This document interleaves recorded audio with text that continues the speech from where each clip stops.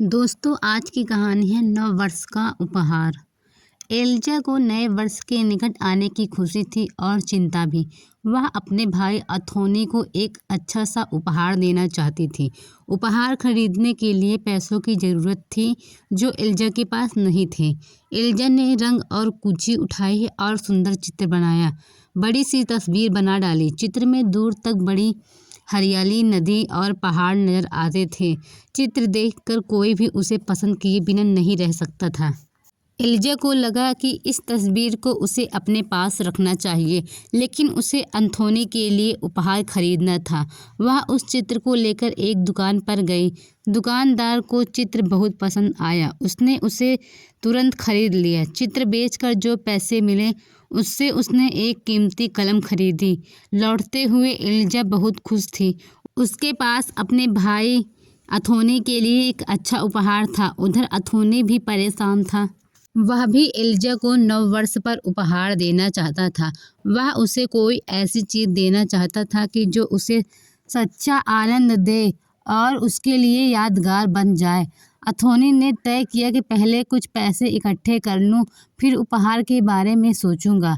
अथोनी सुबह सुबह घर से निकल जाता और गली गली घूमकर अखबार बेचता। उसके पास जब 200 रुपये जमा हो गए तो वह एक दुकान पर पहुंचा। दुकान में एक से एक महंगे उपहार सजे थे। उसने एक नज़र पूरी दुकान पर डाली। उसकी नज़र एक चित्र पर जा टिकी।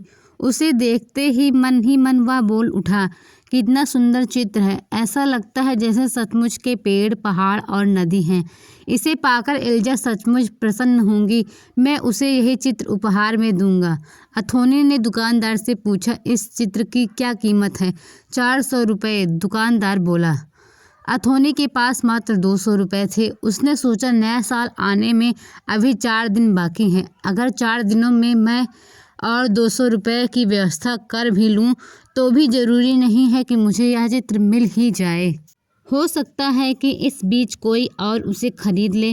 अथोनी ने दुकानदार से कहा, अंकल, यह चित्र मैं खरीदना चाहता हूँ, लेकिन अभी मेरे पास मात्र 200 रुपये हैं। आप इन रुपयों को बतौर पेशगी रख लें। मैं नए साल से पहले 200 रुपये देकर इसे खरीद लूँगा। दुकानदार बड़ा नेक आदमी था। उसने अथोनी का अनुरोध स्वीकार कर लिया। उसने अथोनी को 200 रुपये लेने के बाद उस चित्र पर एक कागज़ चिपका दिया जिस पर लिखा था, चित्र बिक चुका है। अथोनी ने रात दिन मेहनत कर 200 रुपये जमा किए। इसके लिए उसे अखबार बेचने के साथ साथ सड़कों पर वाहनों की सफाई भी करनी पड़ी। पैसे पूरे होते ही वह दुकान पर जाकर उस चित्र को सुनहरे कागज में बंधवा लिया।